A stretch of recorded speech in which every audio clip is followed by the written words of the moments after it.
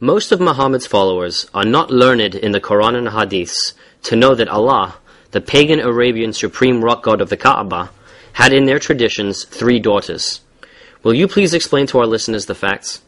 Most of the so-called believers are rarely, if ever, taught about the origins of the cult of Muhammad for the obvious reasons that these revelations would reflect very badly upon their beliefs. As far as the religious and political leaders of Muhammadan Islam are concerned, in their case, ignorance is bliss. Let us now look at the records that we have available regarding this topic. In pre-Islamic days, called the days of ignorance or al-Jahiliyyah, the religious background of the Arabs was pagan and basically animistic. Through wells, trees, stones, caves, springs, and other natural objects, man thought he could make contact with the deity.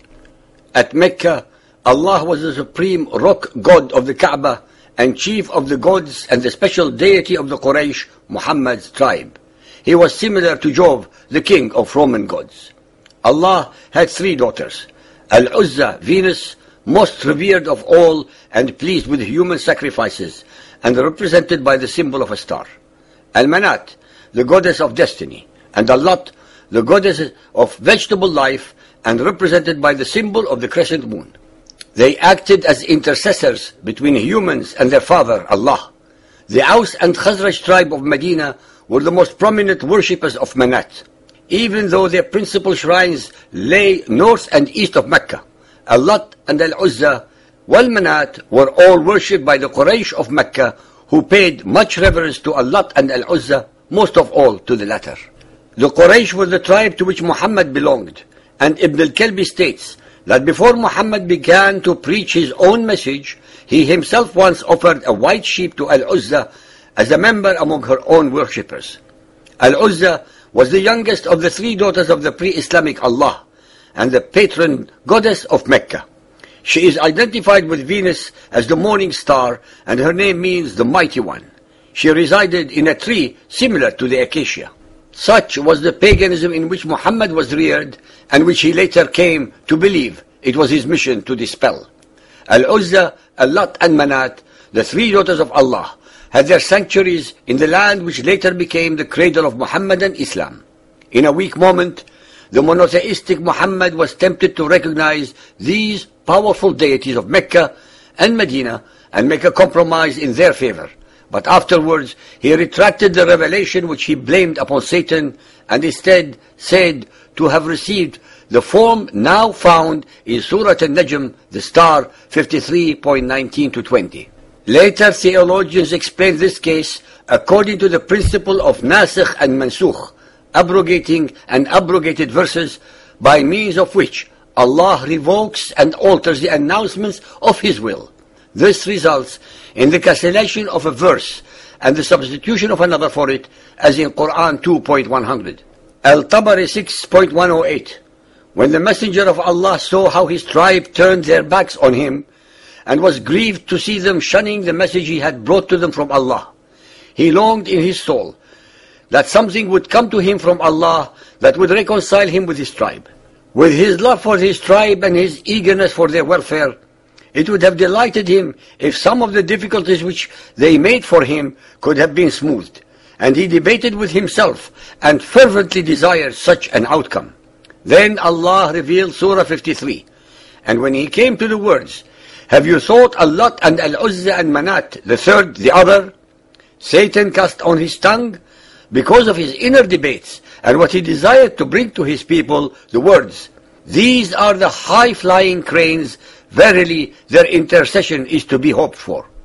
When the pagan Quraysh heard this, they rejoiced and were happy and delighted at the way in which he had spoken of their gods, and they listened to him, while the Muslims, having complete trust in their Prophet, with respect of the message which he brought to them from Allah, did not suspect him of error, illusion, or mistake.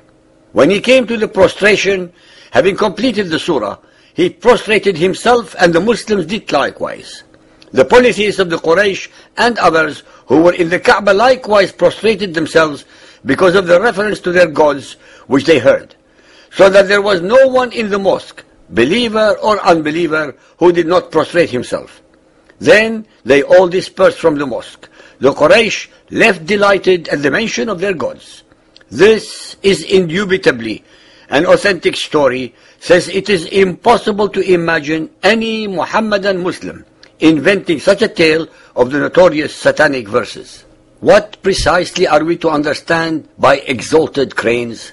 The Muhammadan authorities were as uncertain about the meaning of gharaniq as we are. But what they did know was that this was the refrain that the pagan Quraysh used to chant as they circumambulated the Kaaba. al-lat, al-Uzza and Manat, the third, the other. Indeed, these are the exalted gharaniq. Let us hope for their intercession. It is unthinkable that the men of the later tradition, who regarded Muhammad in every respect as a perfect example for the faithful, would have deliberately invented a story so seriously compromising their prophet.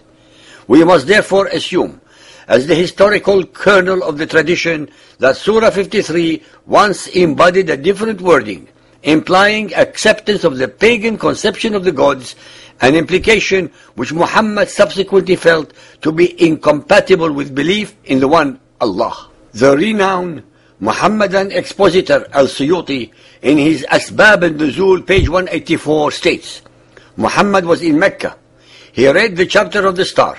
When he uttered, "Have you seen al-lat, al-Uzza and the other third, Manat?"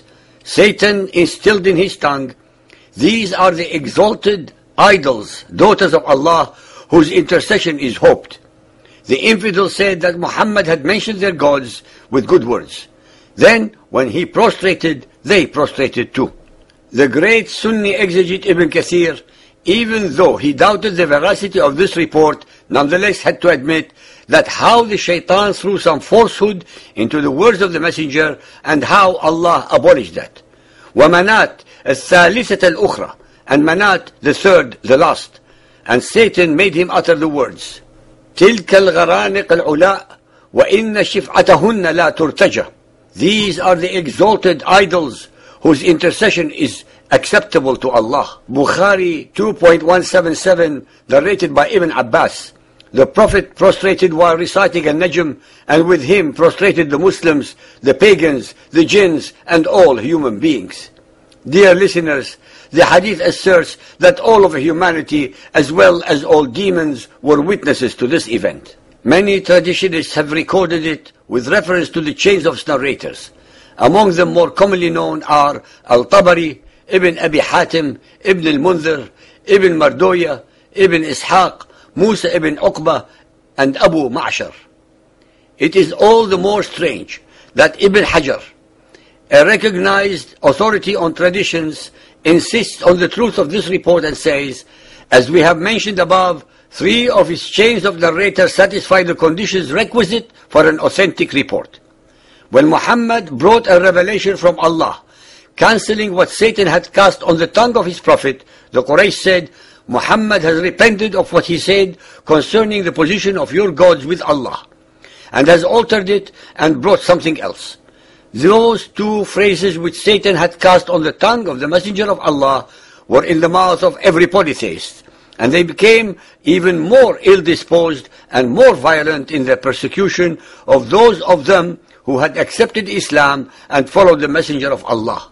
Ladies and gentlemen, the satanic verses controversy have taxed the minds of the most learned scholars of Muhammadan Islam over 1400 years.